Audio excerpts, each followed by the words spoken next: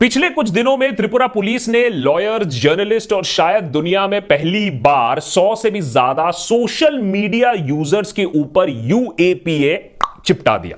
UAPA देश का सबसे ठोस, सबसे स्ट्रिंजेंट कानून माना जाता है, जिसको आतंक से निपटने के लिए खासकर लाया गया था पार्लियामेंट में। लेकिन अब आम नागरिकों, पत्रकारों पर इसको लगाया जा रहा है, जैसे कि श्याम मीरा सिंह, न्यूज क्लिक से जुड़े पत्रकार, जिन्होंने सिर्फ इतना लिखा कि त्रिपुरा इज बर्निंग। अब उन्हें यूएपीए से नवाजा गया है। आजकल 2-3 शब्द ही आपको काफी हैं जेल पहुंचा देने के लिए। रिया कहती है इमा बाउंस, आर्यन कहता है हैविंग अ ब्लास्ट, और अब शायद त्रिपुरा इज बर्निंग। नहीं नहीं नहीं नहीं नहीं नहीं, कैसे लिख सकता है ऐसा ऐसा ऐसा कैसे कह सकते हो त्रिपुरा इज बर्निंग? हो सकता है कि ये कम इंटरनेशनल कंस्पिरेसी है? हाँ, देश को खतरे में डालने के लिए। हो सकता है कि जो बर्निंग दिख रहा था इस पत्रकार को, ये शाम को, हो सकता है लोग घरों में अपना खाना बना रहे थे। कुछ भी हो सकता है। आप ऐसे कैसे कैसे कैसे लिख सकते हैं? हाँ, मैं क्या कह रहा था, वैसे अनलॉफुल एक्टिविटीज प्रिवेंशन एक्ट या यूएपीए की शक्तियों का गलत इस्तेमाल कुछ समय से होता आया है। हम भी आंख बंद करके कुछ नहीं कहते हैं, हम कहते हैं हाँ कुछ गलत किया होगा इसीलिए तो यूएपीए लगा है। लेकिन अब इसका मजाक उड़ रहा है। कोई सवाल पूछता है यूएपीए, कोई गलत क्रिकेट टीम को सपोर्ट करता है यूएपीए, कोई जर्नलिस्ट रिपोर्टिंग करने की हिमाकत करता है यूएपीए। बेसिकली यूएपीए का न्यू इंडिया में मतलब ही बदल गया है।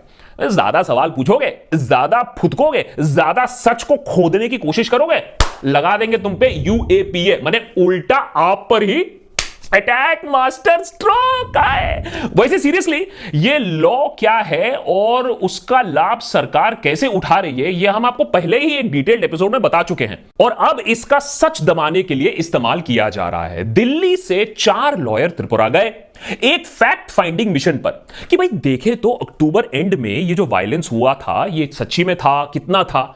लेकिन उन्हें वहां पहुंचकर एक और फैक्ट मिला, उन्हीं के ऊपर यूएपीए लग गया।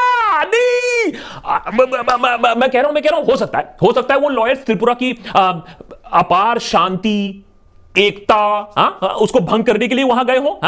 सही किया।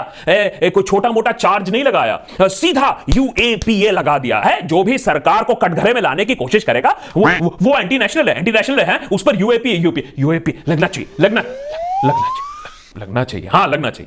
चाहिए बिल्कुल। दरअसल त्रिपुरा में वायलेंस की रिपोर्ट बांग्लादेश में एंटी हिंदू वायलेंस की घटनाओं के बाद आई। देखिए, बांग्लादेश में दुर्गा पूजा पंडाल में कुरान के अपमान के रिपोर्ट के बाद हिंसा भड़की थी। बांग्लादेश सरकार ने एक्सट्रीमिस्ट वायलेंस को रोकने की पूरी कोशिश भी की थी और उस इंसान को भी ढूंढ निकाला जिसने जानबूझकर कुरान को पूजा पंडाल में रखा था।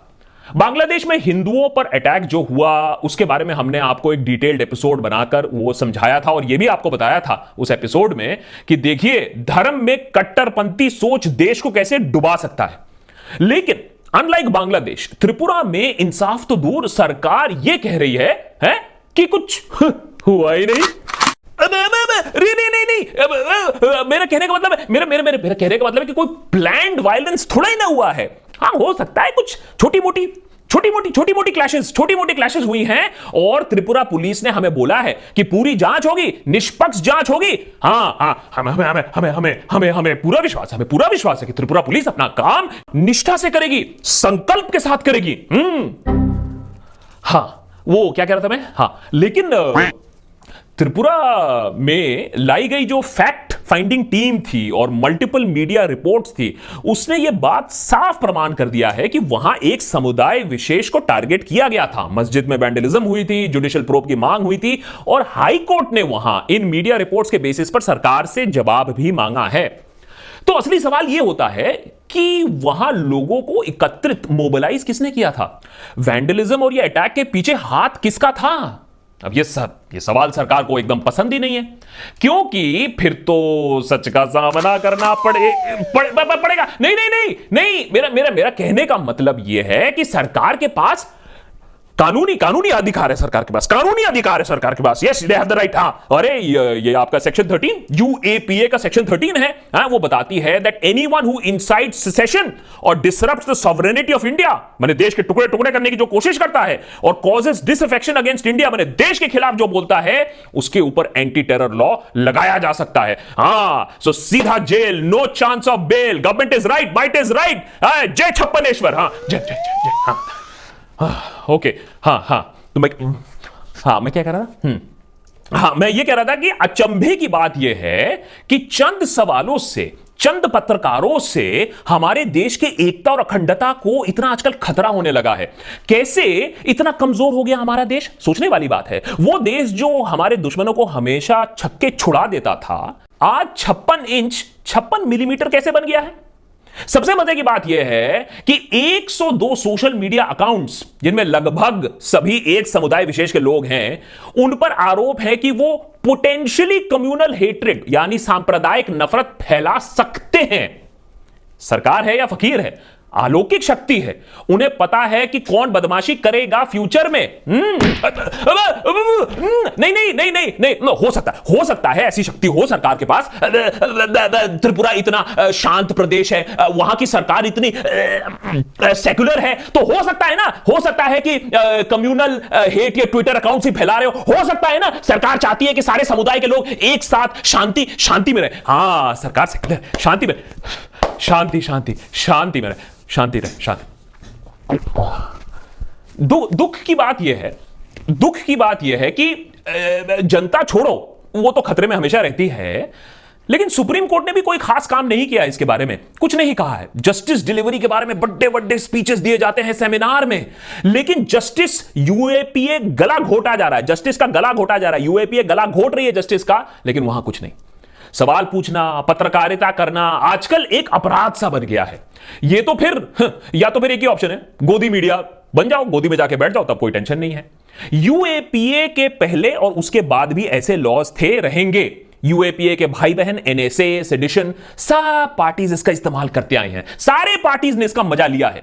लेकिन आज जो दिखने को मिल रहा है वो एक अलग रवैया है सरकार का कि भाई तुम कुछ भी कर लो, कुछ भी कह लो, हम तो तुम्हें चुप करा के ही रहेंगे। यूएपीए सही गलत नहीं देखता है, प्रोसेस ही पनिशमेंट है। 2% लोग, अगर आप हिस्टोरिकली देखें, 2% लोग जिन्हें यूएपीए में अरेस्ट किया जाता है उनका कन्विक्शन होता है, माने सबूत बिना ही आपको आउट कर सकता है यूएपीए। आशा की किरण तो दिल्ली हाई कोर्ट के जजमेंट में आई, जो कहती है कि सरकार प्रोटेस्ट और टेररिस्ट एक्टिविटी के बीच में जो बड़ा सा फासला है उसको भूल ही गई है। सुप्रीम कोर्ट ने भी तबाह फसल केस में एक रास्ता बनाने की कोशिश की है कि यूएपीए को आप हर बात में ऐसे लागू नहीं कर सकते। अब लेकिन सरकार इस चीज को मानने के मूड में है या नहीं, ये तो आप समझ ही चुके होंगे। अब त्रिपुरा और देश भर की कोर्ट्स के ऊपर है कि फैक्ट्स को रिपोर्ट किया जा सकता है या नहीं, या कोई भी जो सवाल पूछेगा, देश के बारे में जो भी कमेंट करेगा जिसे सरकार को तकलीफ हो जाए, उसे नेशनल सिक्योरिटी के नाम पर सूली पे चढ़ा दोगे क्या भाई? अरे नहीं, अरे मैं तो ऐसे कह रहा था, मैं ऐसे कह रहा था। अरे नहीं, अच्छा मैं माफी ना लिखूंगा। जय छप्पनेश्वर, अरे जय यूएपीए। नेता टाइप आधा काम मत करो, सब्सक्राइब के साथ साथ बेल आइकॉन भी दबाओ।